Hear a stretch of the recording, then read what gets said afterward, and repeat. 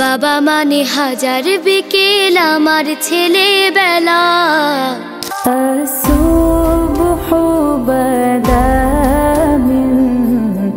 Hello Brian, তো কি অবস্থা সবার? আশা করি আপনারা সবাই ভালো আছেন। আজকের ভিডিওতে আপনাদেরকে দেখাবো এক গজল গেয়ে রাতারাতি ভাইরাল হওয়া মেয়ে শিল্পীদের। সিহিরি খাবো রাখবো রোজা, ডাকে দিও মায়া আমারে রহমান ইয়া রহমান, সাইদনি ইয়া রহমান।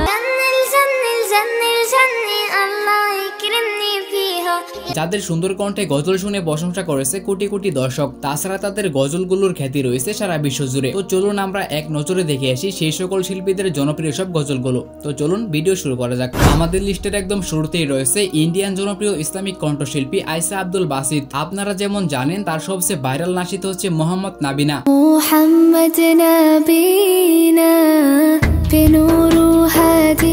এই গজলটি সারা বিশ্বব্যাপী খুবই জনপ্রিয় হয়েছিল, যা তার ইউটিউবে ভিউসি প্রমাণ করে।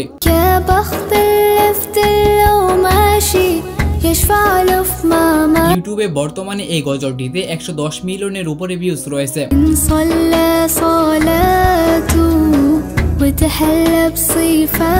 মানে আয়েশা আব্দুল বাসিত নামে যে কোনো কণ্ঠশিল্পী রয়েছে তা হয়তো এই গজলটির মাধ্যমে আরো বেশি হাইলাইট হয়েছিল। এগুলো ছাড়াও বর্তমানে সে অনেক জনপ্রিয় গজল আমাদেরকে উপহার দিয়ে যাচ্ছে।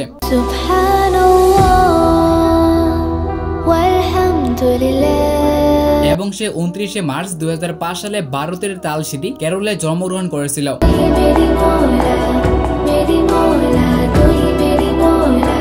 তারপর রয়েছে ইন্দোনেশিয়ান জনপ্রিয় ইসলামিক কণ্ঠশিল্পী নিসা সাবিয়ান। তার সবচেয়ে ভাইরাল ইসলামিক নাশিদ হচ্ছে রহমান এ রহমান।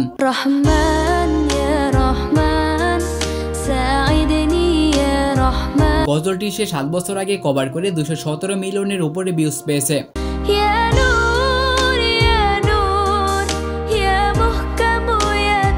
এছাড়াও আরো একটি অবাক করা বিষয় হচ্ছে তার কণ্ঠে ইয়া আশিকুল গজলটিতে বর্তমানে 307 মিলিয়নের উপরে ভিউজ রয়েছে।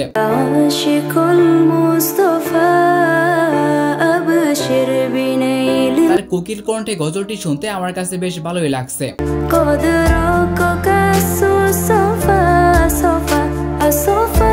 এগুলো ছাড়াও তার কণ্ঠে রয়েছে অসংখ্য জনপ্রিয় ইসলামিক নাশিদ।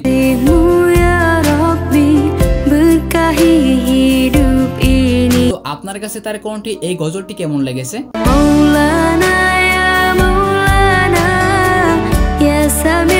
যাই হোক, 23শে মে 1999 সালে পূর্ব জাভা ইন্দোনেশিয়া দেশে জন্মগ্রহণ করেছিল। এরপর রয়েছে ইন্ডিয়ান আরো একজন কণ্ঠশিল্পী নাইসা ফাতেমা। তার সবচেয়ে ভাইরাল গজল হচ্ছে তাসবিহ, যেটি সে কভার করেছিল।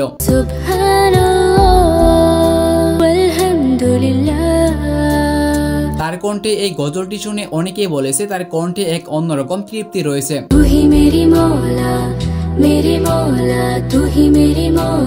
তো আপনার কাছে এই গজলটি কেমন লেগেছে সেটি আমাদেরকে কমেন্ট বক্সে জানিয়ে দিবেন।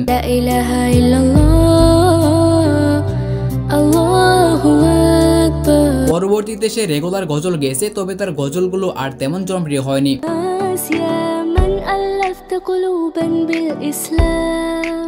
নাইসা ফাতেমা 11 জুলাই 2006 সালে ভারতের মানজেরি কেরালাতে জন্মগ্রহণ করেছিল।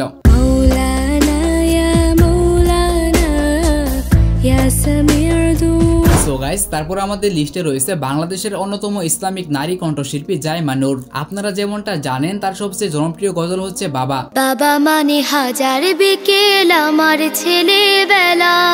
যদিও সে আগে বিভিন্ন টিভি প্রোগ্রামে নাশিদ গাইতো, কিন্তু বাবা গজলটির মাধ্যমে সকলের মনে সে অন্যরকম এক জায়গা করে নিতে পেরেছে। বাবা মানে কাটছে ভালো, যাচ্ছে ভালো দিন। গজলটিতে বর্তমানে ইউটিউবে 300 মিলিয়ন ভিউজ এবং 1.6 মিলিয়ন লাইক রয়েছে। আমি যত এলোমেলো ভুলের অভিধান।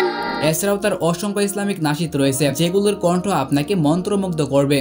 আপন কিছু জন ছিল কেমনে হলো। বর্তমানে সে নিজের ইউটিউব চ্যানেল সহ বিভিন্ন চ্যানেলে নাশিদ গেয়ে যাচ্ছে। ভালো লাগার খান ছিল এই জীবনে রং ছিল। ইন্টারনেটের তথ্য মতে জাইমা নূর 2009 সালে বাংলাদেশের চাঁপাইনবাবগঞ্জে জন্মগ্রহণ করেন। তারপর দেখবেন পাকিস্তানের জনপ্রিয় শিশু শিল্পী আয়া তারিফ। তার সবচেয়ে জনপ্রিয় গজল হচ্ছে হাসবি রাব্বি।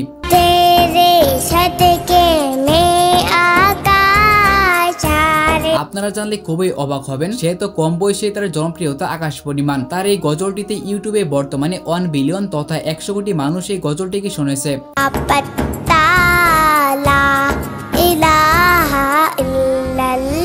এছাড়া তার আরো একটি ভাইরাল নাশিদ হচ্ছে ঈদ মোবারক। খুশবু লাগাকে শিরকুন মাখাকে হাতোं में हम अपनी হ্যাঁ, ঈদ আসলেই তার এই গজলটি বিভিন্ন অনুষ্ঠানে শুনতে পাওয়া যায়। प्यारी नानी प्यारी दादी ते मुबारक सबको सबको सबको सबको ईद। গজলটি ইউটিউবে বর্তমানে 1.4 বিলিয়ন অর্থাৎ 100 কোটির উপরে মানুষ গজলটিকে শুনেছে।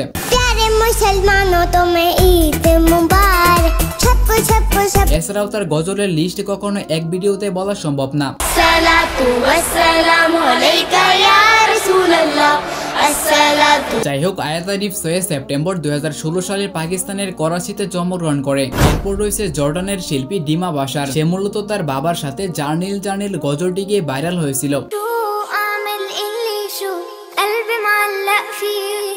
বলতে পারেন এই একটি গজল দিয়ে সে বাজিমাত করে ফেলে, অর্থাৎ এই গজলটির মাধ্যমে সারা বিশ্বব্যাপী তার নাম ছড়িয়ে পড়ে।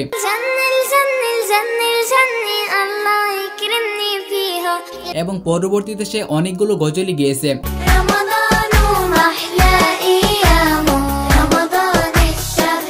যাই হোক, ডিমা বাশার 10 অক্টোবর 2000 সালে ফিলিস্তিনের নাবলুসে জন্মগ্রহণ করেছিল। এনিওয়ে গাইস, তারপর রয়েছে পাকিস্তানের নারী শিল্পী সাইদা আডিবা ফাতেমা। তার জনপ্রিয় গজলটি হচ্ছে আজ সুবহু বাদা।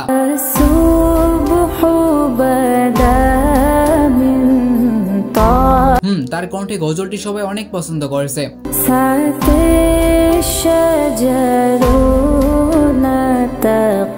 পার্সোনালি আমার কাছেও গজলটি বেশ ভালোই লাগছে এবং বর্তমানে ইউটিউবে গজলটিতে 35 মিলিয়ন ভিউজ রয়েছে।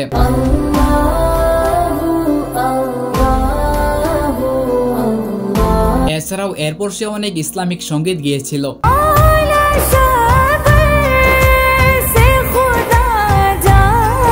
সেগুলোর মধ্যে কোনটি হয়তো জনপ্রিয় হয়েছে, আবার কোনটি হয়তো জনপ্রিয় হয়নি। তো তার কণ্ঠ আপনার কাছে কেমন লেগেছে সেটি আমাদেরকে কমেন্ট বক্সে জানিয়ে দিবেন।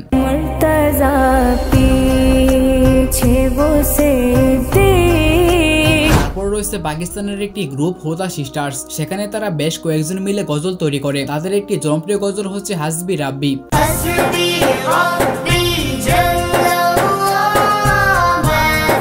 হ্যাঁ, গজলটি হয়তো অনেকেই শুনছেন, কজ গজলটি সোশ্যাল মিডিয়াতে খুব জনপ্রিয়।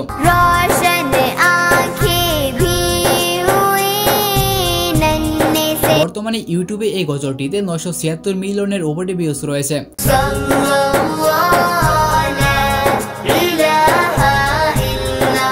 তাদের আরো অসংখ্য ইসলামিক নাশিদ রয়েছে।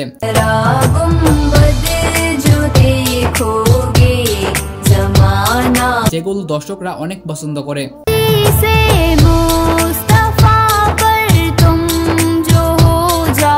এরপর আমাদের লিস্টে দেখবেন বাংলাদেশের আরেক কণ্ঠশিল্পী রাজিয়া রাইসা। এখন পর্যন্ত তার সবচেয়ে ভাইরাল গজল হচ্ছে এটি।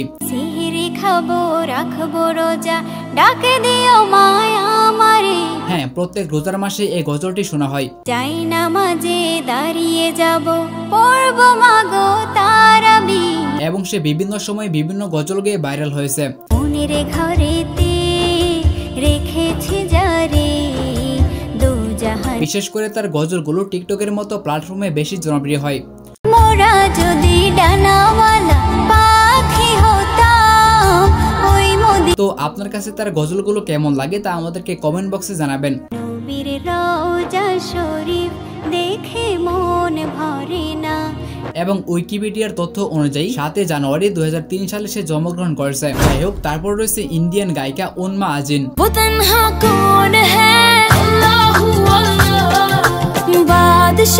সে মূলত বিভিন্ন জনপ্রিয় নাশিদ গুলো কভার করে থাকে। কণ্ঠে গজলগুলো বেশ জনপ্রিয় হয়।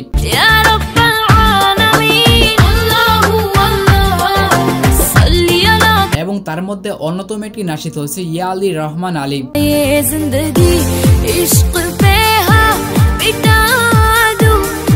আচ্ছা, অনেকের মনে একটি প্রশ্ন, এটি কি গান নাকি নাশিদ? হ্যাঁ, এটি হচ্ছে একটি নাশিদ।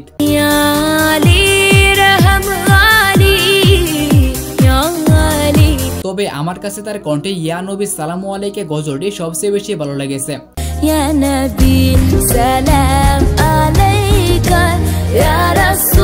তো আপনার কাছে তার কণ্ঠে কোন গজলটি বেশি ভালো লেগেছে তা আমাদেরকে কমেন্টে জানাবেন। সো গাইস, এই তো ছিল আমাদের আজকের ভিডিও যদি ভালো লাগে তাহলে লাইক, কমেন্ট এন্ড সাবস্ক্রাইব তো মাস্ট। আর দেখা হচ্ছে নতুন কোনো ভিডিওতে নতুন কিছু নিয়ে, সে পর্যন্ত ভালো থাকবেন।